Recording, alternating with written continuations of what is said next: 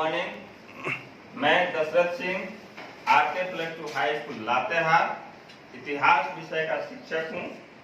आज आप लोग को यानी 12th क्लास को मौर्य साम्राज्य के बारे में विस्तार से अध्ययन करें।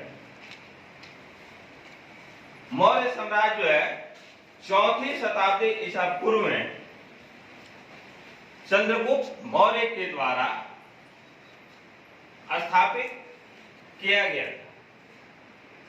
मौर्य वंश के संस्थापक में उनके चंद्रगुप्त मौर्य के गुरु यानी चाणक्य का 3 नाम, चाणक्य, कौटिल्य और विष्णुगुप्त। इनके माध्यम से नंद वंश के अंतिम शासक घनानंद को हराकर चंद्रगुप्त मौर्य के द्वारा मौर्य वंश की स्थापना किया गया था।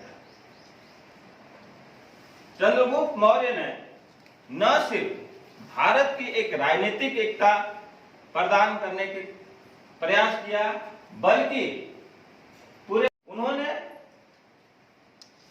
उत्तर पूर्व भारत जो कि सिकंदर का क्षेत्र था, सिकंदर आक्रमण करके वहां पे अपने क्षत्रप नियुक्त किए थे, उन क्षत्रपों को हरा करके उत्तर पूर्व के क्षेत्र पर अधिकार किया।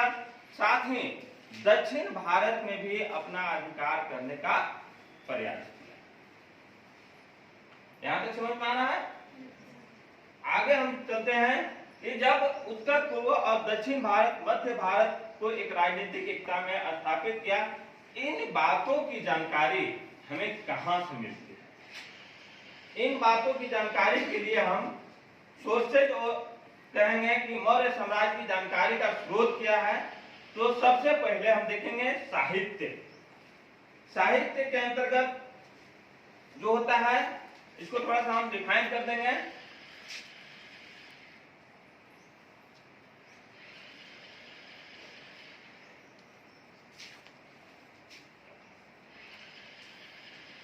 मौर्य साम्राज्य के जानकारी के स्रोत।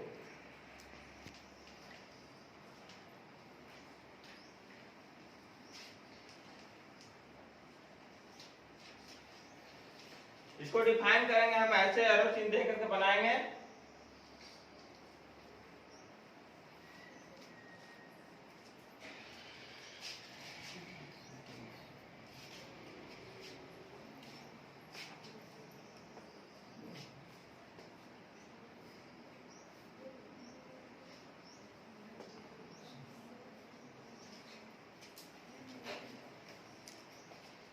मौर्य साम्राज्य के जानकारी के स्रोत। इसके बाद हम देखेंगे साहित्य।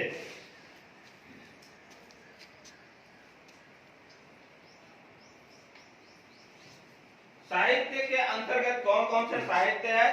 संस्कृत का साहित्य, बौद्ध साहित्य, जैन साहित्य और तमिल साहित्य। इन साहित्य में बौद्ध मौर्य साम्राज्य के जानकारी के स्रोत हमें मिलती है। इसके बाद देखेंगे विदेशी आक्रमण किए थे या विदेशी यात्री आए थे, उनके द्वारा जो पुस्तक लिखी हुई थी, उन पुस्तकों की जानकारी से हमें मौर्य साम्राज्य की जानकारी मिलती है। क्लियर है? इसके बाद आगे हम चलते हैं पुरातात्विक, यानी खनन के द्वारा जो भी सामग्री मिली है उस समय का, उन सभी का अध्ययन करके हमें मौर्य साम्राज्य की जानकारी मिलती है। साहित्य बताए। इसके बाद विदेशी स्रोत।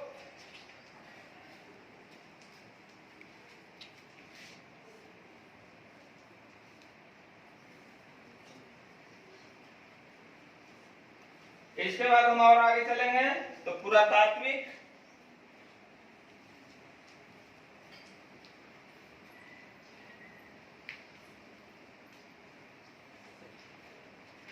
और अभिलेख।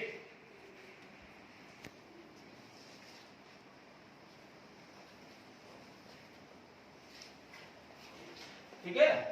अभिलेख में भी खासकर अशोक का अभिलेख जो है, चंद्रगुप्त मौर्य के बाद हम आगे बढ़ेंगे, अशोक का में आएंगे, तो वहां पे देखेंगे अशोक ने बहुत सारा अभिलेख खुदवाए थे, पत्थर पर खुदवाए थे। उन अभिलेखों से जानकारी हमें मौर्य वंश की जानकारी मिलती है। क्लियर है? समझ में आ रहा है ना?